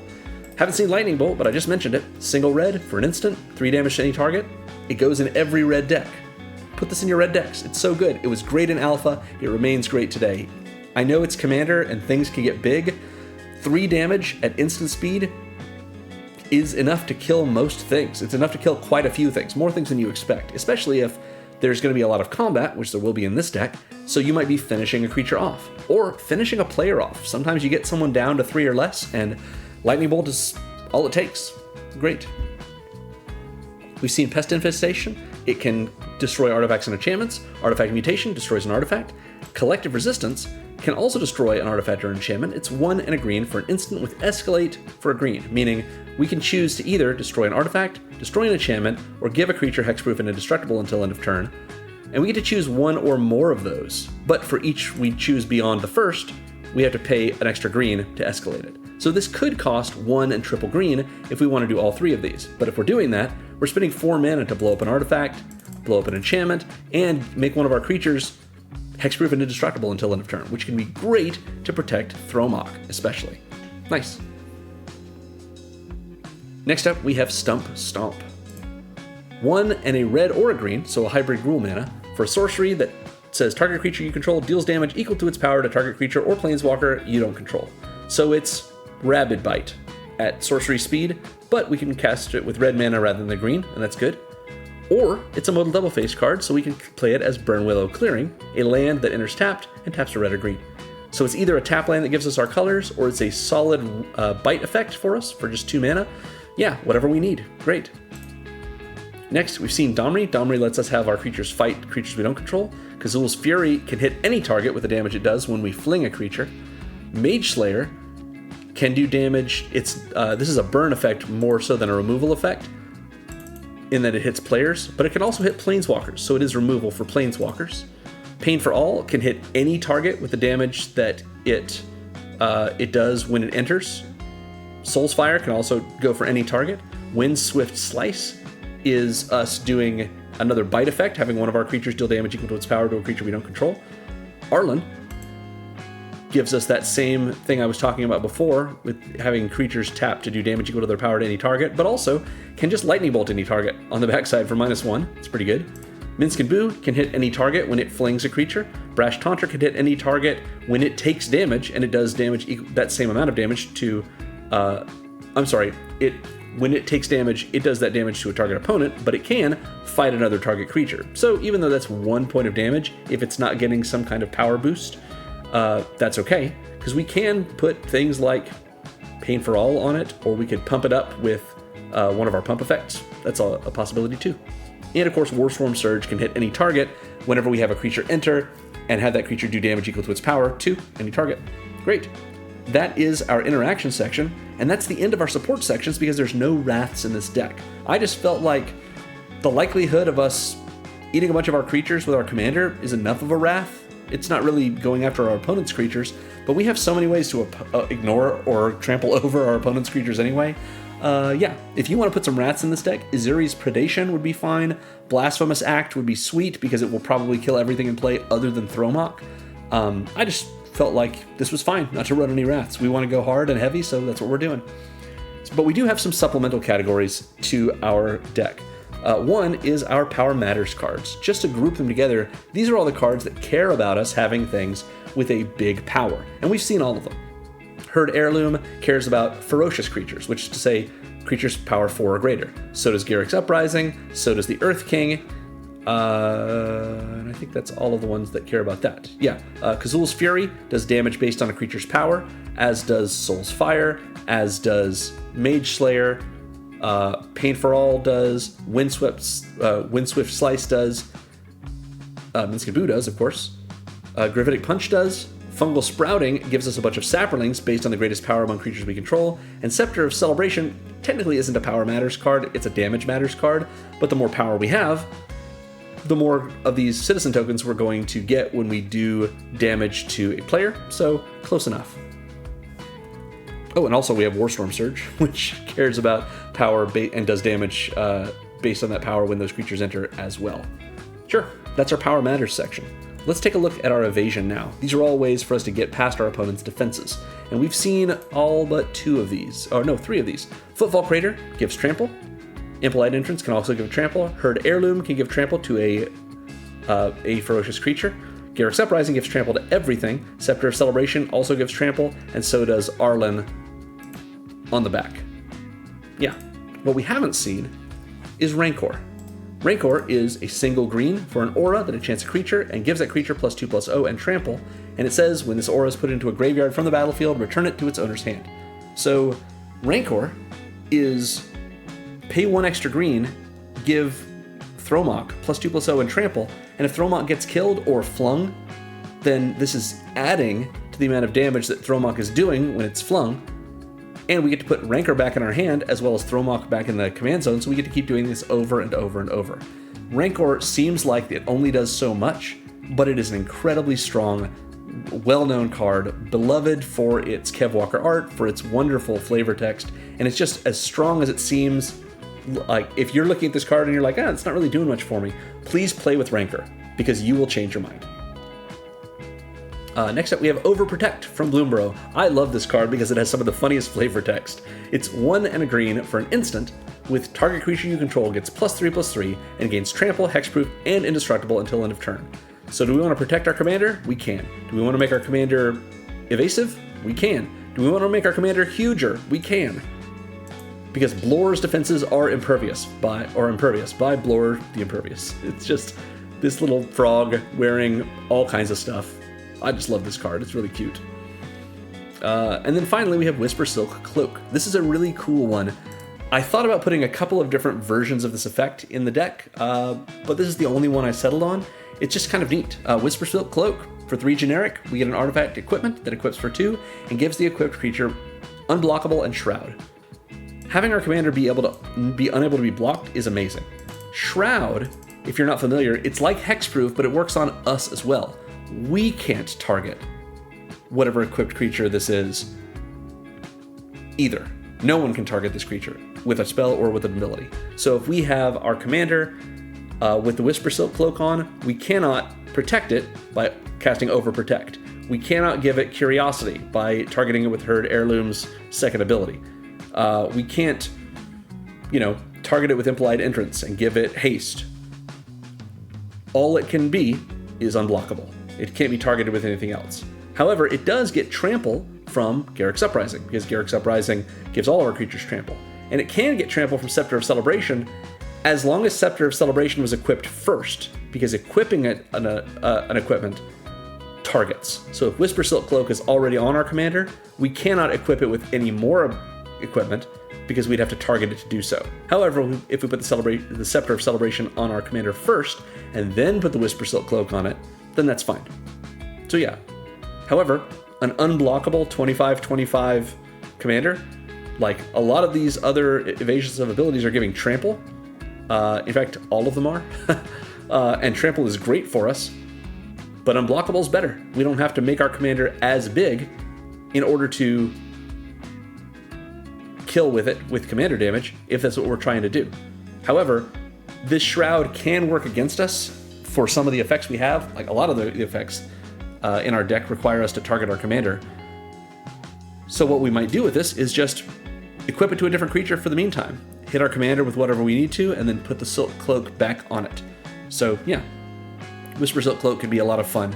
There are plenty of other options for effects similar to this, and I encourage you to explore them if you don't like the Whisper Silk Cloak. I don't normally run this card either because I want to be able to target my stuff, but in this deck, protecting our commander and making it unblockable at the same time seems pretty good.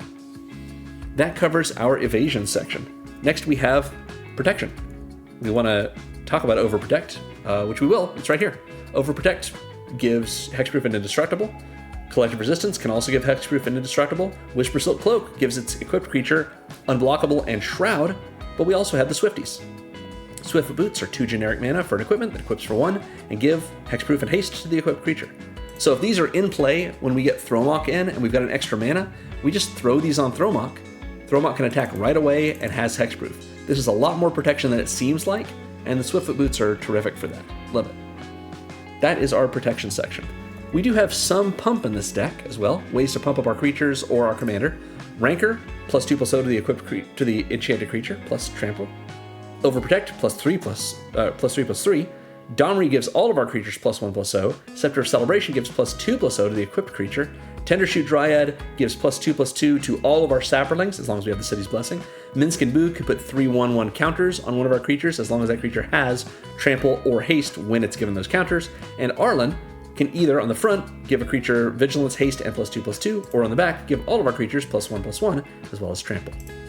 And that covers our pump section. Let's go now to our recursion section, right here. 3 different cards that can either bring cards back or bring themselves back. Rancor, when it goes to the graveyard, comes back to our hand. Gravitic Punch, we can jumpstart, so we can cast it from the graveyard. And Fungal Rebirth can actually bring a permanent card back from our graveyard to our hand. And if a creature died this turn, we also get 2 Saprolings out of it when we do. Cool, that's our recursion section. And we also have an outlets section here. Just a couple of cards that give us a way to sacrifice our creatures if we want to, so that we're able to get value from them. Like we've seen our 2 fling effects, Kazul's Fury and Minsk and Boo, let us sacrifice a creature and do damage equal to that creature's power to any target. And Michaeloth and Ribtrust Roaster are both devour creatures, so when they enter, we can eat some of our other creatures and get some nice value off of them in the form of making not just these creatures bigger, but also making Saproling tokens or Pest tokens at our next upkeep or during our end steps. Nice. And that covers all of the spells in our deck. As usual, we're going to go over our land base now, starting with our basics.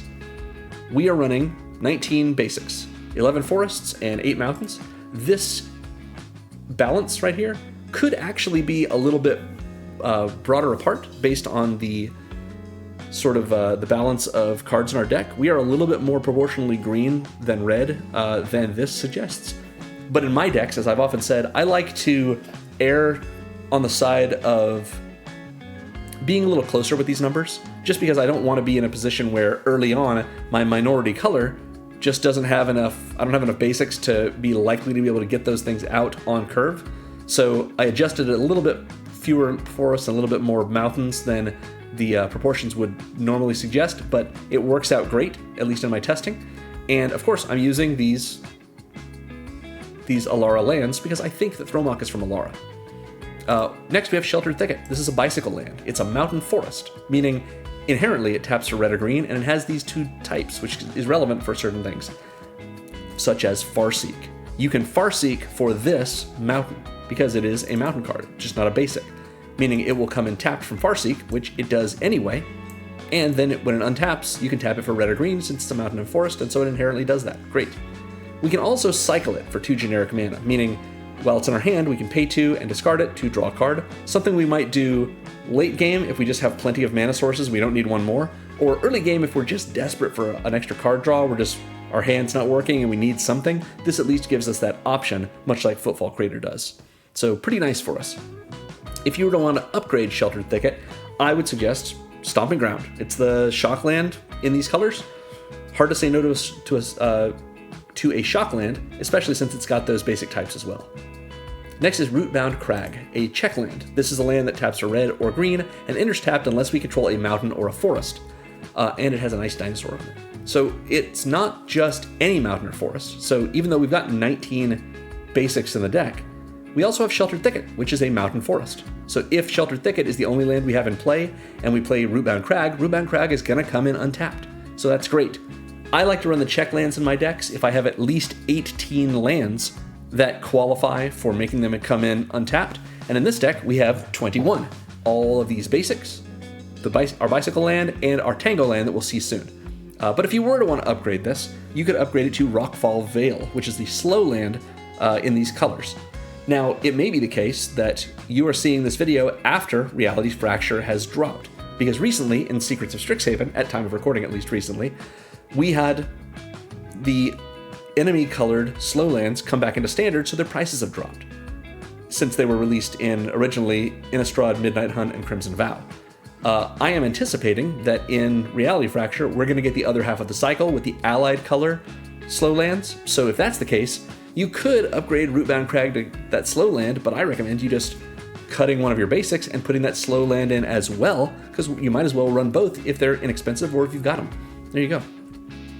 Next is Mossfire Valley. This is a filter land. It is just like our Gruul Signet, except it's a land. Pay 1, tap it, it makes both of our colors. Filters into the colors we're looking for. Yeah, of course we're going to run this. Seems great. We have these 4 fixing lands.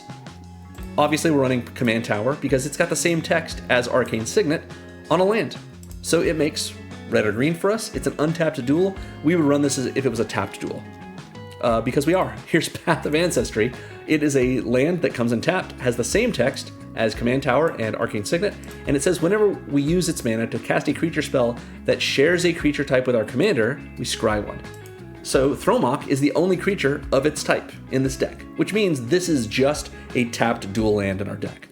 But it's a tapped dual land that when we use it to mana to cast Thromok, we get a scry. So a nice little upside for a tapped duel. This is not really like worse than Temple, which we're also running. You'll see in a moment. So yeah, it could even, if we're casting our commander multiple times, give us multiple scries. So not bad. We're running Blighted Woodland as well. I like to run this rather than Myriad Landscape as a sort of 2-land fetch in decks that have green. So this is a land that comes in untapped, taps for colorless, or we can pay 3 and a green, tap and sack it to search for up to 2 basic land cards, put them on the battlefield tapped and shuffle, which is to say, Explosive Vegetation. Explosive Vegetation costs 3 and a green.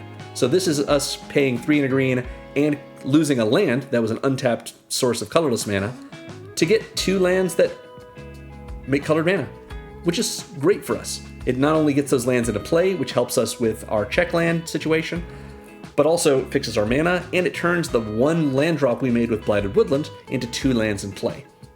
Awesome if we're in need of that mana, or we've just got some extra mana lying around and we are able to crack our woodland, that helps us out. Similarly, we have Temple of the False God. Similar in the sense that this is a land that produces more than 1 mana eventually. So this comes in untapped and taps for 2 colorless mana, like Soul Ring. This is a soul land. We just can't activate it unless we control 4 other lands or more, which is to say 5 lands plus itself, or 5 lands including itself, I should say. So yeah, Temple of the False God is not anyone's favorite land to include, but the power level of decks that I build for this channel, this is an appropriate land. Our commander costs 2 colored mana and a bunch of colorless mana, so Temple is helping us to get to that. And even though if our opening hand is Temple of the False God and just 1 other land and no other mana sources, that probably means we want to mulligan it. This is still a way for us to, with our 5th land drop, jump from making 5 mana to jump from 4 mana to 6. And it's totally fine. This is, again, not the best land in the world, but it's totally fine. Some people are just really down on this land. So yeah, I think it's absolutely appropriate for this power level of deck. Next up, we've got Kerplusan Forest. It is a pain land. If this text looks exactly to you like our Talisman of Conviction, congratulations, it is. It's the same thing, and everything that we said about the Talisman is just as true here. So yeah, run this card. It's essentially an untapped duel. Game Trail is next. This is kind of like our check land. It says it taps for red or green, and as it enters, we can reveal a mountain or forest card from our hand. And if we don't do that, it comes in tapped. So usually this is a tap land. But often, because we have so many lands in this deck, and 21 of them are mountains or forests, again, it doesn't say basic. If Game Trail is able to come in when we have one of those in our hand, it's an untapped duel. But more often than not, what I see with these reveal lands is that it comes in early on enough that it doesn't matter that it's a tap land, because we maybe didn't have a spell for that turn anyway, or it comes in later, and it doesn't matter that it's a tap land because we don't mind missing out on mana, like on a single mana during a turn late in the game. And if it comes out in the middle, oftentimes we have enough cards in hand that we're probably going to have another land, and we can just, or a mountain or a forest, and this can come in untapped. The times when it's just an untapped duel are unfortunate, sure, but it's also $19 or 19 cents USD, so we're not paying that much for it. If you were to want to upgrade this, I would suggest the Thornspire Verge. The Verge lands from Aetherdrift and Duskmourn they're seeing a lot of play in Standard because they're great, so much more expensive, but it's a good option for you if you were to want to go to that. Next is Temple of Abandon. Just like I mentioned, here's one of our temples. It's a scry land. Comes in tapped, makes our colors, scries when it enters. So we only get one scry off of this, as opposed to Path of Ancestry, which might give us multiple scries, but it's guaranteed. It's when it enters and makes our colors. Solid. You want to upgrade this? I say Commercial District, the Surveil land, is better, obviously, but also more expensive. And then we've got Cinderglade. I mentioned a Tango land, here it is. This is a mountain and a forest, just like our Bicycle land, and it enters tapped unless we control 2 or more basic lands. So similar to our slow lands, or to the slow lands, the Rockfall Vale that I mentioned earlier, we only have 19 land cards on our deck that are basic lands, which is almost 20% of our deck. That's a lot. Cinderglade is very likely to come into play as an untapped duel, and that's solid. Love it. Again, if you want to upgrade this, the Stomping Ground Shockland is probably the way to go. Finally, we've got these 8 utility lands. Bonder's Enclave is first. This is an untapped land. It taps for colorless, or we can pay 3 and tap it to draw a card if we control a creature power 4 or greater. So one more Power Matters card that fits in here and gives us a card draw.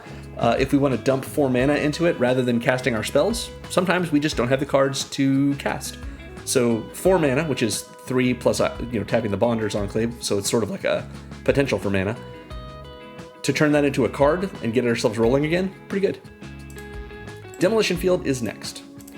The kind of decks that I build for this channel, including this one, are of a power level that are usually played in pods with people that just aren't really looking for land destruction in their game. They just don't want to have land, mana denial or land denial, even if it's not mass land destruction, during their commander experience, and that's okay. Not everyone wants that to be part of Magic for them, because it's not really the experience they're looking for. However, it is helpful to have just a one-of answer to a problematic non-basic in an opponent's deck. For example, I like to usually give the example of Rogue's Passage, making creatures unblockable in a Voltron deck. So if their commander is huge and you can't block them, that's really empowering their game plan. Likewise, if we have a deck that's all about damage, like our deck, and our opponent's running a Glacial Chasm, like one of my friends does, and they're making it so they can't take any damage, that's hurting our game plan. So anything that unduly empowers their game plan or disempowers ours is a threat, just like a big powerful creature or a sweet utility artifact or something. And threats in Magic need to be answered. Demolition Field is my suggestion, even for groups that don't want land destruction, for that answer. This is a land that comes in untapped, and taps for colorless, or we can pay 2, tap, and sack it to destroy a non-basic land that an opponent controls, and that opponent then gets to search their library for a basic land and put it on the battlefield untapped and shuffle. And so do we. So we get to replace our demo field with a basic, they get to replace their problematic non-basic with a basic. Both of those basics come in untapped. No one's losing out on mana, assuming, of course, that the land we destroyed wasn't making a whole lot of mana like a Gaia's Cradle. But no one's lost out on their land count, unless, of course, one or both of us didn't have any more basics in our library. So yeah, I have found, or at least I believe, that Demolition Field is not an objectionable answer to lands, even for pods that just don't want to see lands get destroyed at all. This turns out to be fine. So yeah, an okay inclusion. Next, we have Fountain Port. In a deck with a lot of tokens, this works great for us. This is a land that comes in untapped, taps for colorless. We can pay 2, tap, and sack a token to draw a card, so we just turn our tokens into cards. We can pay 3, tap, and pay a life to make a 1/1 blue fish creature token, something that it seems like is not that great, but if we don't have a bunch of other cards that we want to play, pumping out a couple of fish over the course of a few turns, we do that 3 turns, and then we cast our commander, 3 fish become a 9/9 commander. That's great.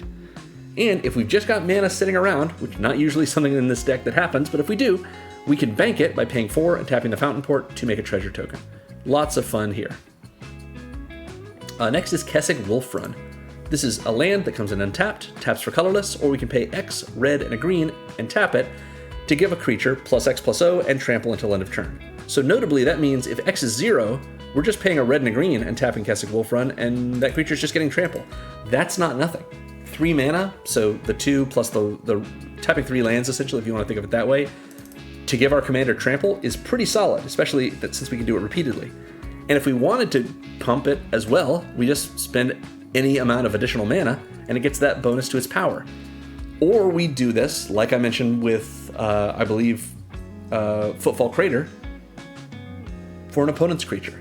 We either make a deal with them to empower their creature, and we, of course, do that before they attack us, because that creature is going to have a power bonus and trample even if they attack us, so we just wait until after they've attacked in order to give that bonus. We make a deal to do that, get something out of the deal as well, plus they're going to do damage to one of our other opponents. Or we don't make a deal, and we just do it strategically and pump up, or if not pump up, just give trample to an opponent's creature once they're already attacking in order to have that creature roll over any blockers and hurt the defending player. So Kessig Wolfrun helps us with our stuff, helps us with our opponent's stuff, helps even an opponent sometimes, which helps us even more if we make that deal. Great. Next is Mosswort Bridge. I'm actually going to talk about Mosswort Bridge and Spinerock Knoll at the same time, because these are both hideaway lands. They are lands that enter tapped, and they tap for their respective colors. The bridge for red and the knoll, or the bridge for green rather, and the knoll for red.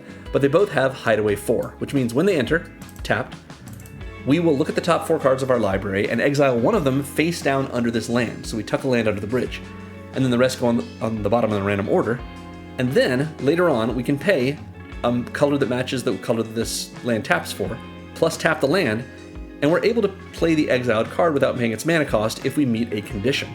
Mosswort Bridge wants us to have creatures with total power 10 or greater, so another Power Matters card.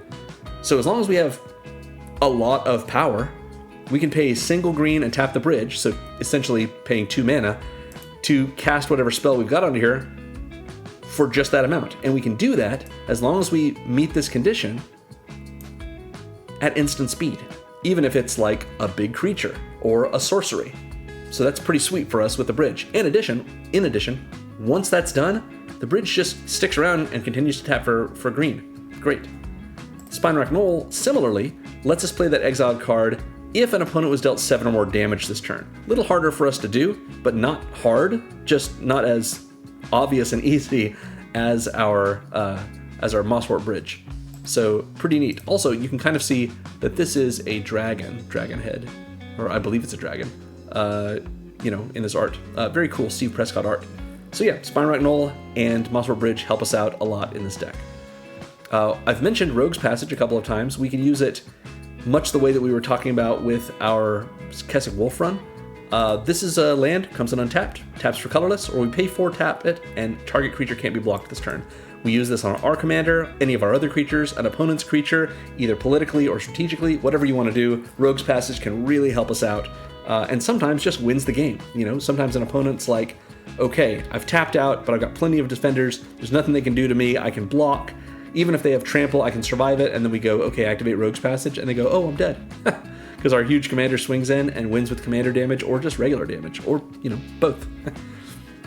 Finally, similar to Kessig Wolfrun and Rogue's Passage, is Skarg the Rage Pits. This is a land that comes in untapped, taps for colorless, or we can pay a red and a green and tap it, and give target creature +1/+1, and trample until end of turn. So this is almost the same as if we didn't pay any mana into the X for Kessig Wolfrun, but rather than getting just trample, it's getting +1/+1. So solid, yeah, why not? This is there are later printings of this that I believe, there's actually a 2012 printing of it, yeah, that I believe, make this look a little nicer with the newer frame. But if you like these old frames, then great. This is just a solid card to include for this kind of effect that we're looking for with our commander. Just an extra tap 3 things, 3 mana sources, one being Skarg, and our commander gets a little extra damage, but also repeatable trample. Love it. And that sums it up. Again, thanks to Benjamin Lee 7286 for requesting this commander. If you'd like to request a commander deck, and you're the patient sort, check out my Patreon at patreon.com/secondmonitormagic. I make a new bonus deck every month, and first dibs for what that bonus deck is going to be go to my patrons who vote on it. So yeah, check that out, and you'll get to see more about how this works. And that is it. Thanks for watching, everyone. If you want to support what I do here, make sure to like and subscribe. Ring that bell if you want to be notified when my videos go live. Consider joining my Patreon at patreon.com/secondmonitormagic or becoming a member of this YouTube channel. And remember, most of all, that magic is fun. You should play more Magic.